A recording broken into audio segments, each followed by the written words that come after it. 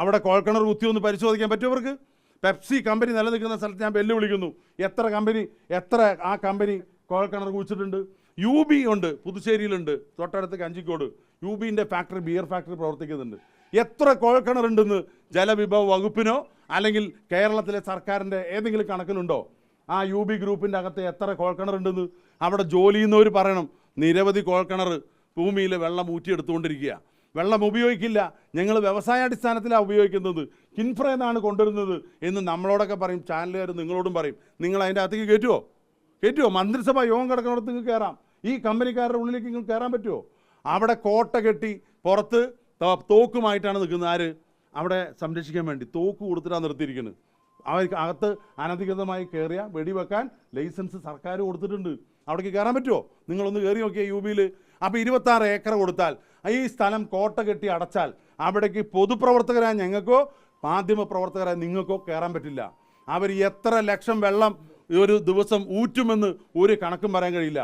അങ്ങനെയുള്ള ഒരു കമ്പനിക്ക്, ഒരു നിഗൂഢമായ കമ്പനിക്ക്, അഴിമതിക്കാരായ കമ്പനിക്ക്, നിയമവിരുദ്ധമായി രാജ്യത്ത് പ്രവർത്തിച്ച കമ്പനിക്ക് പച്ചപ്പരവതാനി ഒഴിച്ച് രാജേഷിൻ്റെ വീട്ടിലോ പിണറായി വിജയൻ മുഖ്യമന്ത്രിയുടെ വീട്ടിലോ തുടങ്ങിക്കോട്ടെ, എലപ്പുള്ളി പഞ്ചായത്തിൽ ഈ കമ്പനി തുടങ്ങാൻ കഴിയില്ല.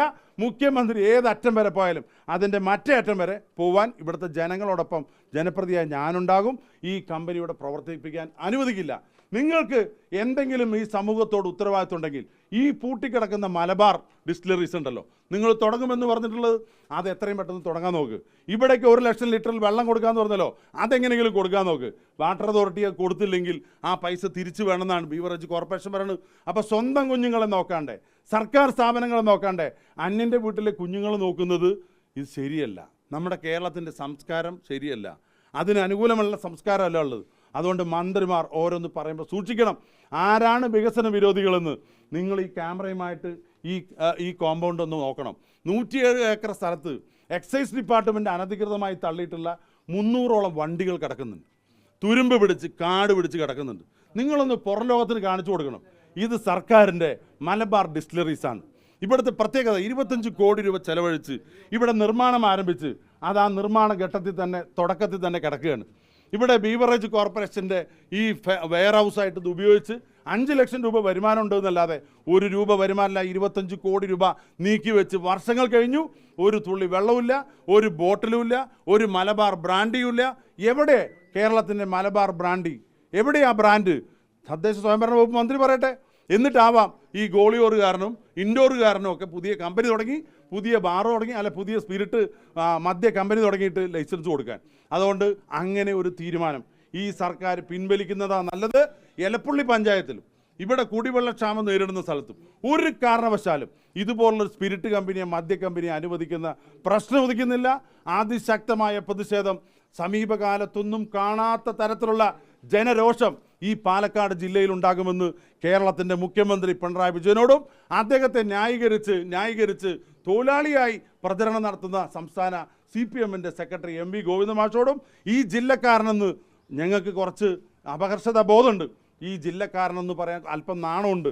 പക്ഷേ എക്സൈസ് വകുപ്പ് വന്ന് അദ്ദേഹമായതുകൊണ്ട് അദ്ദേഹത്തിനോട് പറയുക, ഇത് ജനങ്ങളുടെ രോഷമുള്ള സ്ഥലമാണ്.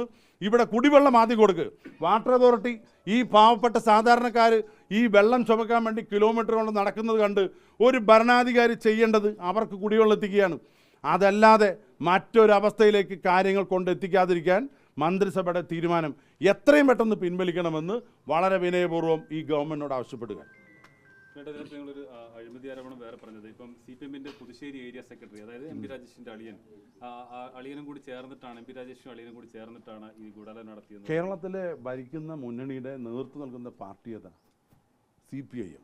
ആ CPMൻ്റെ ഏരിയ സെക്രട്ടറി ആരാ? MP രാജേഷിൻ്റെ അളിയനായിപ്പോയി. എന്ത് ചെയ്യാൻ പറ്റും? മാറ്റാൻ പറ്റുമോ? ഏരിയ സെക്രട്ടറിയായിട്ട് തിരഞ്ഞെടുത്തത് പാർട്ടിയാണ്. അദ്ദേഹത്തിൻ്റെ ഏരിയയിലാണ് ഈ കമ്പനി വരുന്നത്. എന്തുകൊണ്ടാണ് ഏരിയ സെക്രട്ടറി ചോദിക്കണം? സർക്കാർ സംവിധാനത്തിലുള്ള മലബാർ ഡിസ്റ്റിലറീസ് എന്തുകൊണ്ട് പ്രവർത്തിപ്പിക്കാൻ കഴിഞ്ഞിട്ടില്ല? പാർട്ടിക്ക് അതിൽ ശക്തമായ അഭിപ്രായ വ്യത്യാസമുണ്ടെന്ന് പറയണ്ടേ? കേരളത്തിൽ ഇപ്പോൾ ലോക്കൽ കമ്മിറ്റി സമ്മേളനങ്ങളിലും ഏരിയ കമ്മിറ്റി സമ്മേളനങ്ങളും മുഖ്യ ചർച്ച എന്താണ്? എന്താ ചർച്ച? എല്ലായിടത്തും ലഭ്യമായിട്ട് മദ്യം ലഭ്യമാക്കണം, എന്നാലാണ് നമ്മുടെ സർക്കാരിന് വീണ്ടും അധികാരത്തിൽ വരാൻ പറ്റുന്ന. ഒരു ഏരിയ കമ്മിറ്റി പ്രമേയം പാസ്സാക്കിയിരിക്കുകയാണ്. ഞങ്ങളുടെ പഞ്ചായത്തിൽ ഇതുവരെ ഒരു ഔട്ട്ലെറ്റ് പോലും തുടങ്ങാൻ ഗവൺമെൻറ് കഴിഞ്ഞിട്ടില്ല. അതുകൊണ്ട് ബീവറേജിൻ്റെ ഒരു ഔട്ട്ലെറ്റ് എത്രയും പെട്ടെന്ന് ആരംഭിക്കണം. ആരാ? ഏരിയ കമ്മിറ്റി പ്രമേയമാണ് പുറത്തു വന്നു, നിങ്ങൾ കണ്ടില്ലേ?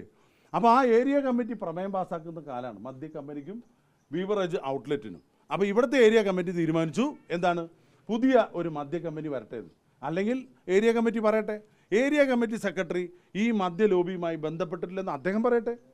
അങ്ങനെ കിംവദന്തികളുണ്ട്, അങ്ങനെ ചില ചർച്ചകളുണ്ട്, സ്വന്തം പാർട്ടിയിലുണ്ട്, അവർ വെളിപ്പെടുത്തട്ടെ. ഇങ്ങനൊരു മദ്യ കമ്പനി ഇതിൻ്റെ ഏജൻറ്റിനെ നേരത്തെ പറഞ്ഞു, ഇവിടുത്തെ ഒരു അപ്പുക്കുട്ടൻ, കോൺഗ്രസിൻ്റെ മെമ്പർ അപ്പുക്കുട്ടൻ സ്ഥലം ഇടപാടുമായി ബന്ധപ്പെട്ടിരുന്നത് നിങ്ങളല്ലേ പറഞ്ഞത് അല്ലേ?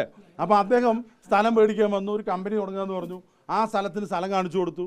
സ്വാഭാവികമായിട്ടും ഈ സ്ഥല കച്ചവടം ഈ നാട്ടിൽ നിരോധിതമായിട്ടുള്ള ഏർപ്പാടല്ലല്ലോ, പുകയില കച്ചവടമല്ലല്ലോ, അല്ലെങ്കിൽ പിന്നെ എന്താ പറയുക MDMA അല്ലല്ലോ.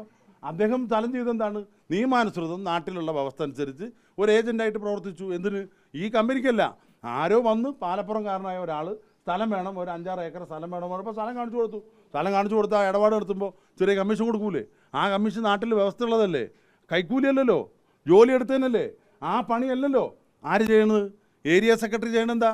അദ്ദേഹമല്ലേ പറയേണ്ടത് ഇവിടെ ഒരു സർക്കാർ കമ്പനി നടക്കുന്നു, അപ്പോൾ മറ്റൊരു കമ്പനി കൊടുക്കാൻ പാടോ? എനിക്കൊരു ഒറ്റ ചോദ്യമുള്ളൂ, ഈ സ്ഥലം ഇടപാടുമായി ബന്ധപ്പെട്ട് കുറേ ആളുകൾ അതിൻ്റെ പിന്നിലുണ്ടാവും.